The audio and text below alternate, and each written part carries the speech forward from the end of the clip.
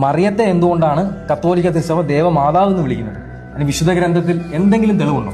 വിശുദ്ധ ഗ്രന്ഥത്തിൽ നമുക്ക് ഏറ്റവും പ്രധാനപ്പെട്ട 2 തെളിവുകൾ നമുക്ക് കണ്ടെത്താൻ പറ്റും. ഒന്നാമതെന്ന് പറഞ്ഞു കഴിഞ്ഞാൽ യോഹന്നാന്റെ സുവിശേഷത്തില് വചനം മാംസമായി എന്ന് പറയുന്ന വാക്കുണ്ട്. അത് 2 തവണയോളം ഉണ്ട് ഒന്നാമത്തെ അധ്യായത്തിൽ.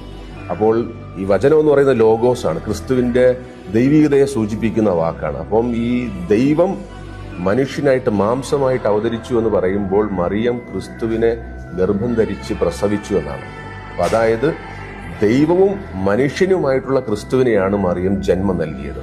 അപ്പൊ നാച്ചുറലി മറിയത്തെ നമ്മൾ ദൈവമാതാവെന്ന് വിളിക്കുന്നതിൽ തെറ്റില്ല. ഇതാണ് ഒന്നാമത്തെ തെളിവ്. രണ്ടാമത്തെ ഇതിനേക്കാളും ശക്തമായിട്ടുള്ള തെളിവ് നമുക്ക് വചനത്തിൽ നിന്ന് കിട്ടിയത്, ഇത് മനുഷ്യർ വിളിച്ചു തുടങ്ങിയ വാക്കല്ല, ഇത് ബൈബിളിൽ പറയുന്ന വാക്കാണ്. എന്ന് വെച്ച് കഴിഞ്ഞാൽ എലിസബത്തിനെ കാണാനായിട്ട് മറിയം വരുമ്പോൾ എലിസബത്ത് ഉദ്ഘോഷിക്കുന്നുണ്ട്, എന്റെ കർത്താവിന്റെ അമ്മ എന്റെ അടുക്കൽ വരുവാൻ എനിക്ക് ഭാഗ്യം എന്ന് പറയുന്നുണ്ട്. ആ പ്രഘോഷണം, അതൊരു പ്രഘോഷണമാണ്.